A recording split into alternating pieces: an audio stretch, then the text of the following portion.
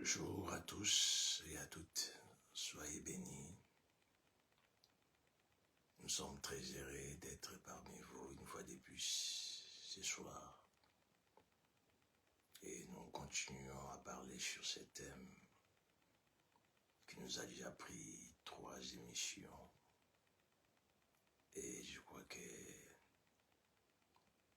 qu'on aura encore besoin de 2 ou 3 pour terminer ce thème qui est très capital. L'erreur de confiance ne pardonne jamais. Ne pas pardonner ou ne pardonne jamais, ça veut dire quoi? Lorsqu'on commet une erreur, on commet l'erreur de faire confiance à des personnes non conformes, des personnes qui ne les méritaient pas. Automatiquement, il y a des conséquences. Vous vivrez des conséquences et des conséquences dramatiques. Je l'ai dit et je le répète, s'il y a dans vos prières une requête que vous ne pouvez pas oublier, c'est de demander à Dieu de ne pas vous laisser vous tromper en faisant confiance à des fausses personnes, c'est-à-dire à des personnes qui ne sont pas vraies. Toute la vie, le monde est tel qu'il est aujourd'hui, c'est à cause de l'erreur de confiance. Vous allez vous souvenir que Dieu s'est fâché, Dieu a maudit la terre, Dieu a puni l'homme et la femme à cause de cette erreur de confiance que Ève avait accordée à Satan. Si même le diable existe aujourd'hui, il a été balancé sur la terre, c'est parce que on lui avait donné la confiance, la responsabilité au ciel, mais il en avait abusé. Avec Dieu, nous n'allons pas parler d'une erreur, parce que Dieu est omniscient, il est omniprésent, omnipotent, il sait tout. Dieu savait dans sa préscience que le diable finira par les trahir. Là, ce n'était pas une erreur. C'était une scène que Dieu a créée pour des raisons qui sont propres à lui. Mais retenez que 95% des événements négatifs dans des vies des gens sur cette terre des hommes, cela provient d'une erreur de confiance. C'est-à-dire, la personne s'est trompée en faisant confiance à quelqu'un ou à quelqu'un qu'il imaginait être de cœur avec lui. Si nous lisons Proverbe chapitre 25, le verset 2, je crois qu'on ne va pas les lire, je vais juste les citer. Les Écritures disent que la gloire de Dieu, c'est de cacher les choses. Mais la gloire des rois, c'est de sonder. La gloire de Dieu, c'est de cacher des choses. C'est-à-dire, Dieu demeure mystère, il demeure incontournable, il demeure insaisissable parce qu'il cache les choses. En d'autres termes, cela veut aussi dire la gloire de Dieu, ce n'est pas de s'ouvrir, Dieu ne s'ouvre pas, Dieu ne se dévoile pas, Dieu ne se fait pas connaître. Vous allez vous souvenir même lorsqu'il est venu sur la terre, dans les corps humains, étant notre Seigneur Jésus-Christ, il s'est caché toujours, il s'est masqué toujours, il ne se dévoilait C'est ça la gloire de Dieu.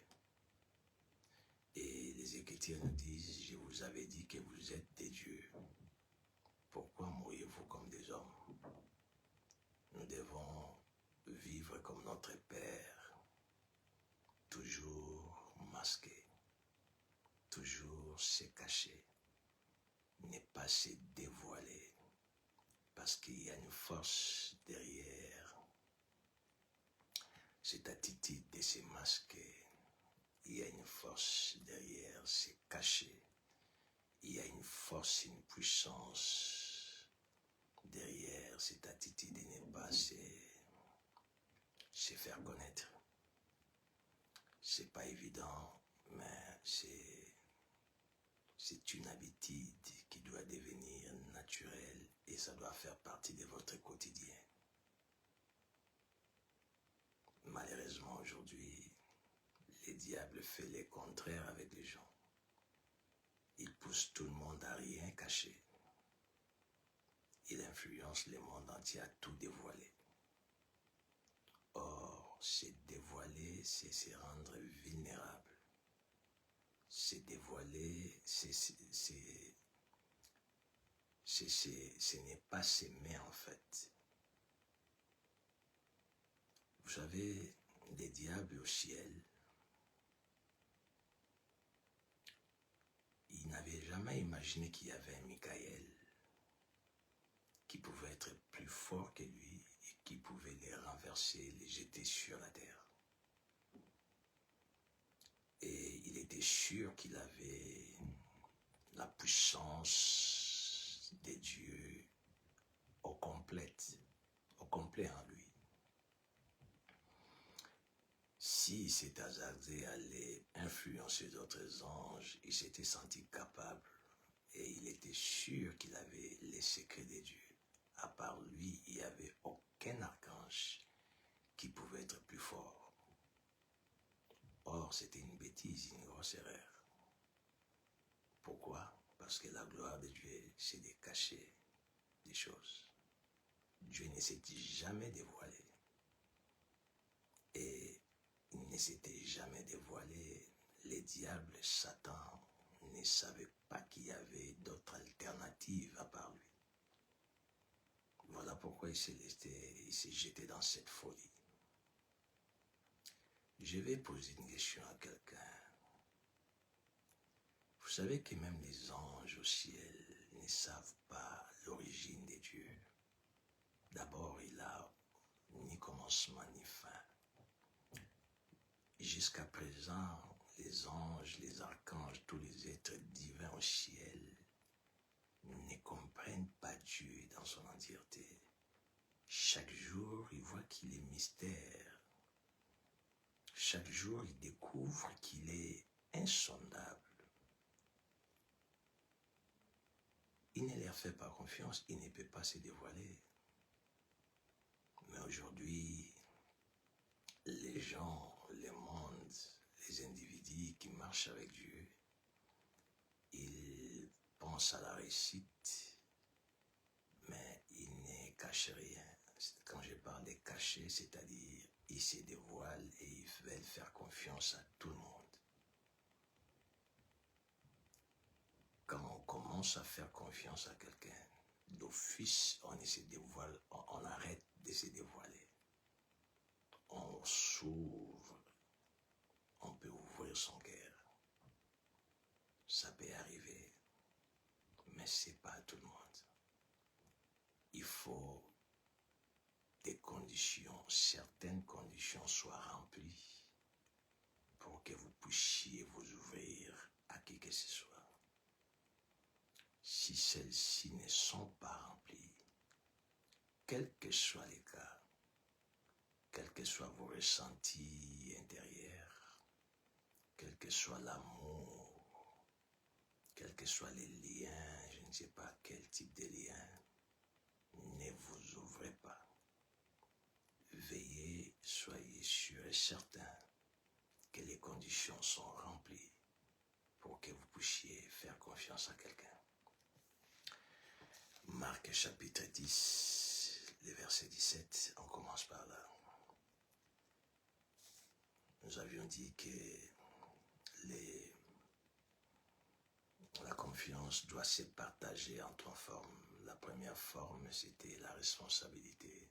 Vous pouvez arriver à responsabiliser les gens à cause de leurs compétences, à cause de leur vision, de votre vision qu'ils ont acceptée. Mais cela ne vous amène pas à leur faire confiance parce que seulement ils ont des compétences, parce que seulement ils ont accepté votre vision. Voici les premiers points qui peuvent commencer. Les points, je commence par les premiers, qui peuvent commencer à vous amener à faire confiance à quelqu'un. Marc chapitre 10, le verset 17. Comme Jésus se mettait en chemin, un homme accourut et se jeta à genoux devant lui. Bon maître, lui demanda-t-il, que dois-je faire pour hériter la vie éternelle? Jésus lui dit, pourquoi m'appelles-tu bon? Il n'y a de bon que Dieu seul. J'ouvre une parenthèse ici. Vous voyez que Dieu, Jésus-Christ sur la terre, toute sa vie, il ne faisait que se masquer. Il ne s'ouvrait pas. Cet homme l'appelle bon maître. Et il avait raison de l'appeler ainsi. Parce que le seul bon, c'est Dieu. Lui était Dieu. Mais il veut essayer d'esquiver cela devant les gens. Pour ne pas que les gens comprennent qu'il était Dieu. Oh my God, c'est extraordinaire. Bon maître. Et il lui pose la question, pourquoi m'appelles-tu bon? Il n'y a qu'un seul bon qui est notre Dieu. C'est lui le Dieu créateur qui est en face de ces messieurs. Mais il veut se masquer pour que les gens n'arrivent pas à connaître que c'est lui le vrai Dieu. C'est lui le Dieu en chair et en os. Je ferme la parenthèse. Masquez-vous le matin. Soyez masqués à midi. Soyez masqués le soir.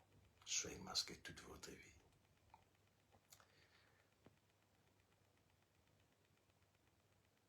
Tu connais, et qu'est-ce que la Bible dit?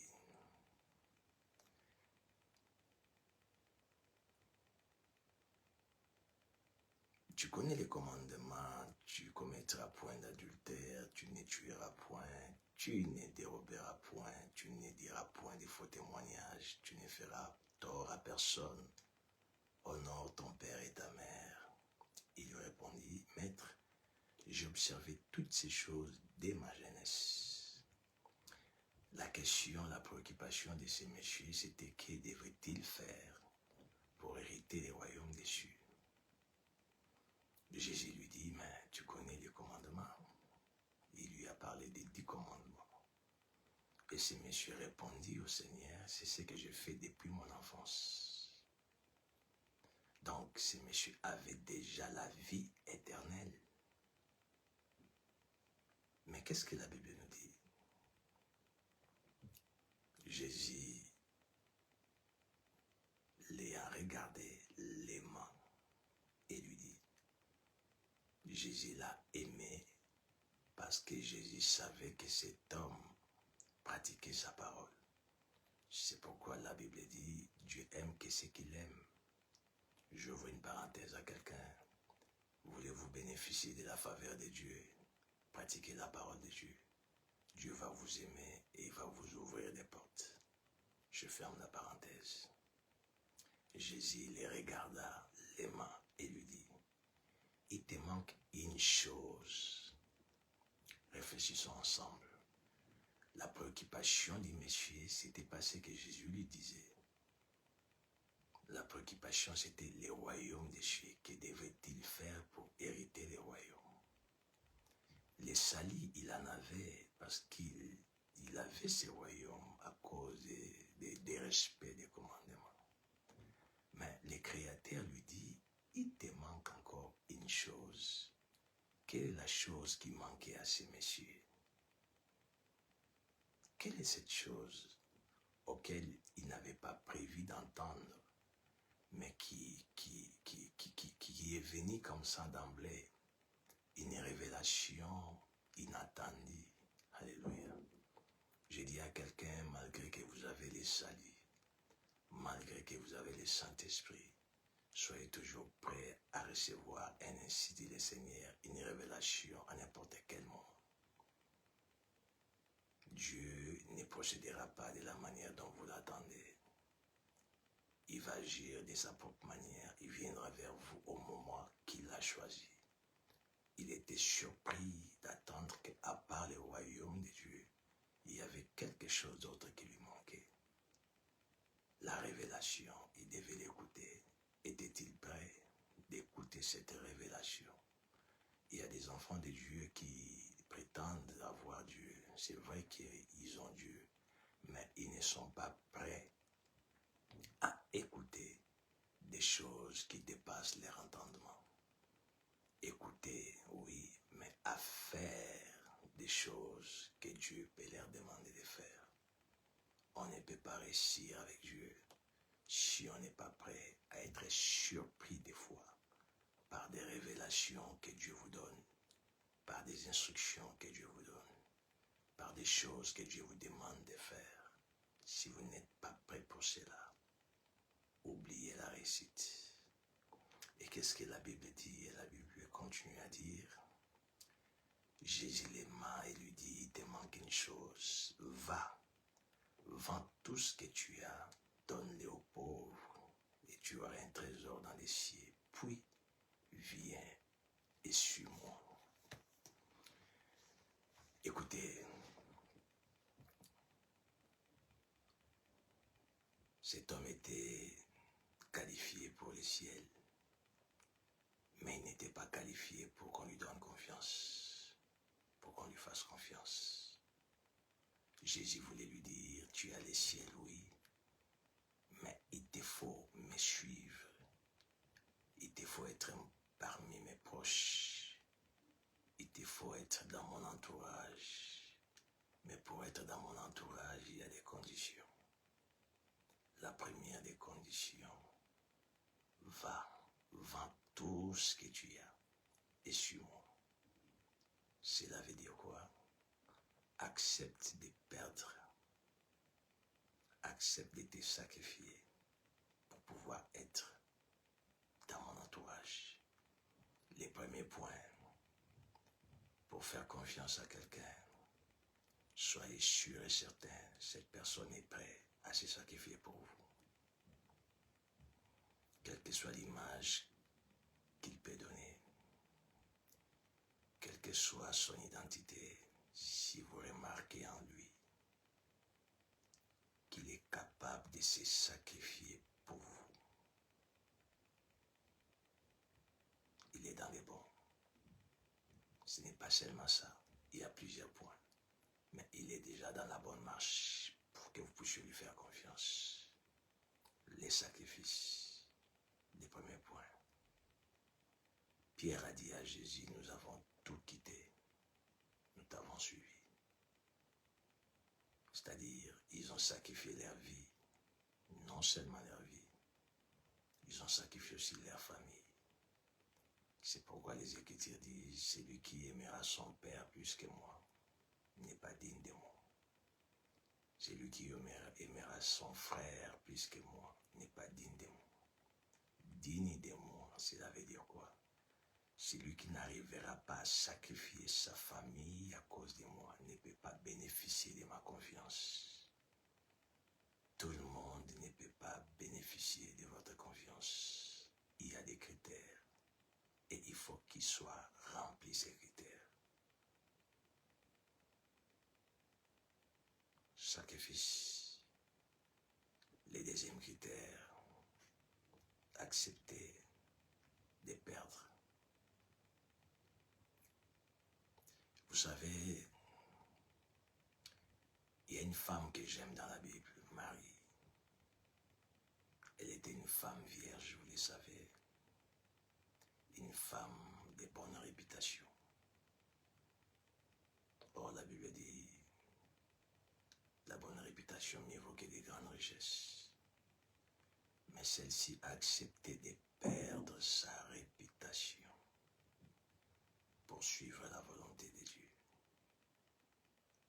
C'est pourquoi aujourd'hui, jusqu'à présent, elle est la femme la plus louée. Elle sacrifie son honneur.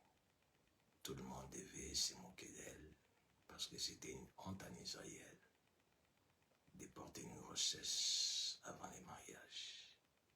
Elle a accepté cette humiliation. Elle a accepté de perdre cette gloire, cet honneur qu'elle avait pour faire ce que Dieu voulait d'elle. Ne faites jamais confiance à quelqu'un qui cherche encore à protéger ses intérêts, qui cherche encore à se protéger ou à protéger son honneur. Si quelqu'un est prêt à se sacrifier pour vous, il est prêt à sacrifier son honneur. Il est dans les bons. Vous pouvez commencer. Je ne dis pas que vous pouvez lui faire confiance. Vous pouvez commencer à lui mettre dans la liste blanche parce qu'elle commence, cette personne, à remplir des critères. Le troisième point, à qui devez-vous faire confiance? Qui peut bénéficier de votre confiance? Et écoutez, nous sommes dans les livres des rois,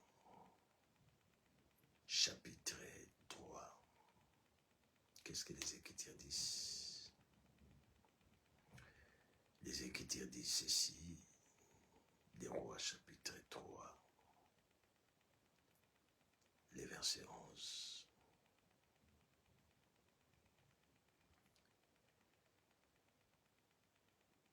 Alors, on peut commencer au verset 12. Alors le roi d'Israël dit, hélas, l'Éternel a appelé ces trois rois pour les livrer entre les mains des Moab.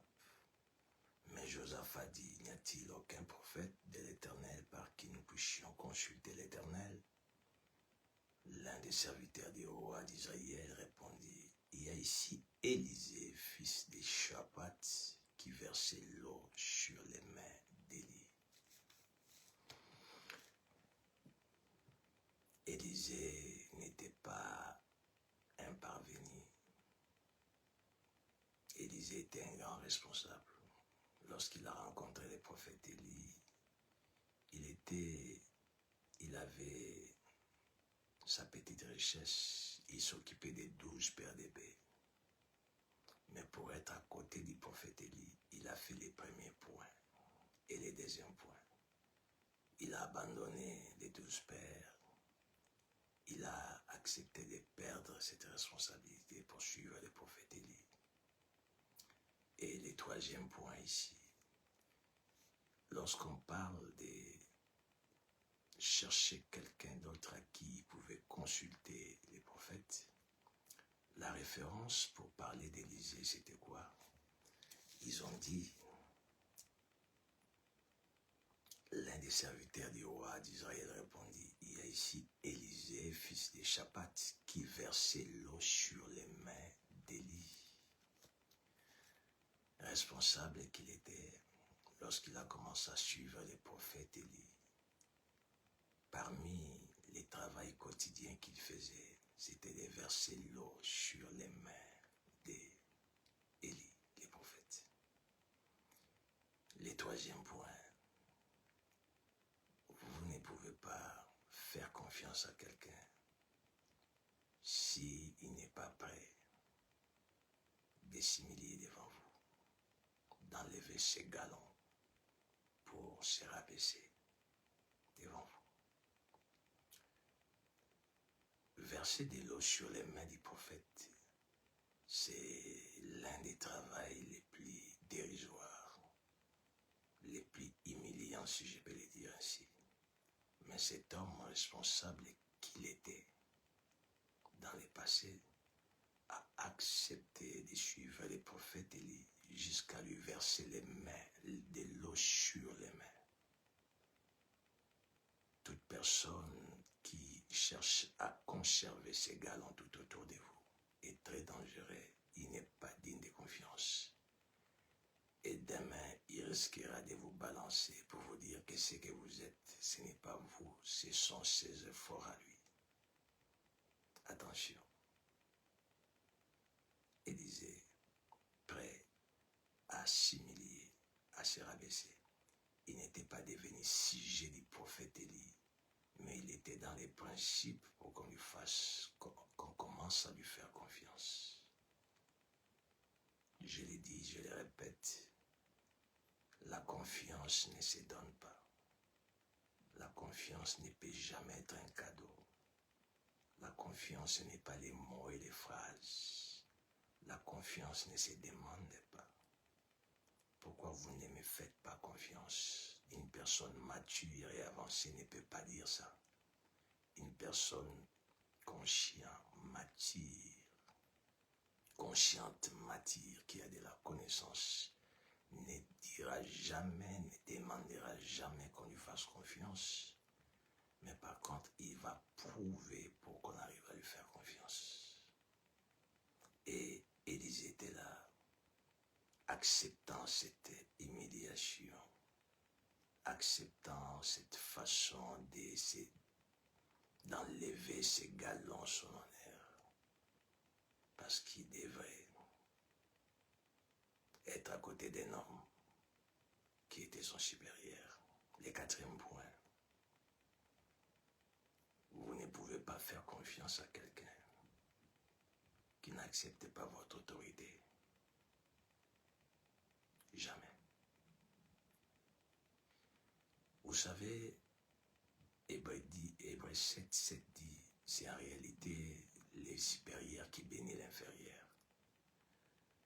Toute personne qui est à vos côtés, pour que vous commenciez à lui faire confiance, vous devez être sûr qu'il accepte votre autorité sur lui. Sinon, il risque d'avoir des têtes. Or, celui qui peut avoir des têtes, c'est un monstre. Dans un corps, il n'y a qu'une seule tête. C'est pourquoi même dans la famille, Dieu dira que la femme soit soumise en toutes choses à son mari. Parce que si la femme ne veut pas accepter l'autorité de l'homme, elle aussi devient tête. L'homme tête, du coup, ce n'est plus un foyer, ce n'est plus une maison, ça devient un monstre. Soyez-en sûrs que la personne que vous voulez faire confiance, non seulement elle accepte votre autorité par hypocrisie, mais que vous ayez des éléments prouvant que cette dernière accepte votre autorité sur lui. C'est hyper important. Vous savez, Aaron était le grand frère de Moïse. Mais Aaron, quand Dieu a appelé Moïse, il n'appelait plus Moïse, Moïse. Il commençait à appeler Moïse mon Seigneur. Si vous lisez Exode chapitre 35, je ne sais pas, 31 ou 35, si je m'abuse, après qu'il ait commis l'erreur de faire les veaux d'or au peuple, Moïse étant fâché, il est descendu de la montagne avec Josué. Et Aaron vint vers son frère Moïse, qui était son frère, son petit frère de sang. Il l'appela mon Seigneur. Il reconnaissait l'autorité de ces messieurs devant lui. J'ouvre une parenthèse pour dire à quelqu'un, toute personne appartenant à votre famille qui vous prend toujours comme petit frère, petite sœur, qui ne sait pas vous mettre à la place auquel Dieu vous a placé, débarrassez-les tout autour de vous. Il n'est pas digne de confiance. Il va marcher sur votre autorité, sur votre pouvoir. Et ça sera très humiliant pour vous. Dieu aime l'autorité. Dieu aime le respect. Dieu aime l'hiérarchie. Dieu aime la soumission. C'est pourquoi il dit, ceux qui m'aiment respectent mes paroles et mes commandements. Une femme selon Dieu, je ne parle pas des femmes selon le monde, c'est une parenthèse que j'ouvre. Une vraie femme qui croit en Dieu doit croire que la parole de Dieu est l'absolu. La parole de Dieu est irrévocable. Elle doit accepter l'autorité de son mari sur elle. Écoutez, frères, si vous n'êtes pas encore marié, vous avez une femme qui vous plaît. Elle peut remplir plusieurs autres critères, mais si elle n'arrive pas à reconnaître votre autorité, cela veut dire quoi? C'est pas par les phrases qu'elle va vous les dire, mais c'est par son attitude et son comportement qui vous amènera à comprendre que celle-ci accepte mon autorité sur elle. Des choses que vous ne voulez pas d'elle, que vous ne voulez pas qu'elle fasse. Elle doit s'adapter, elle doit s'appliquer. Cela veut dire qu'elle reconnaît votre autorité. Si cela n'est pas le cas, dès les commencements de la relation, ne l'amenez même pas dans les fiançailles. N'osez pas l'épouser, parce que vous serez en guerre et vous ne serez pas en paix. J'ouvre une parenthèse pour dire à quelqu'un, l'erreur de confiance n'est pas synonyme d'une personne parfaite, non. Une personne de confiance peut commettre une erreur, mais elle ne peut pas trahir. L'erreur, on les fait tous les jours. Les erreurs, on les fait tous les jours. Mais la crise de confiance ou le manque de confiance, l'abus de confiance est impardonnable. Je vous parle des choses dures et fortes. Et vous devez les comprendre parce que cela vient de la part de Dieu. C'est la philosophie de Dieu et vous devez comprendre cela. Ne jouez pas avec la confiance. Dieu a failli être renversé au ciel à cause de la confiance qu'il avait accordée à Satan. Ne pardonnez jamais, jamais, jamais l'abus de confiance. Ne pardonnez jamais la trahison. Cela ne veut pas dire que vous ne pouvez pas pardonner, parce que Pierre a posé la question, Seigneur, combien de fois dois-je pardonner? Jésus lui dit 77 fois, fois 7, cela veut dire pardonner aujourd'hui, demain, toute la vie. Mais quand je pardonne, jamais pardonner l'abus de confiance, jamais pardonner la trahison, cela veut dire quoi? Ce n'est pas garder la rancune sur la personne. Cela veut dire vous ne les gardez plus jamais dans votre entourage, plus jamais tout autour de vous. Ne lui laissez aucune autre responsabilité. Dépouillez-les de toute responsabilité. Mettez-les très très loin de vous. Je m'arrête là pour ce soir. Que Dieu vous bénisse. On continuera demain si Dieu le veut. Soyez bénis.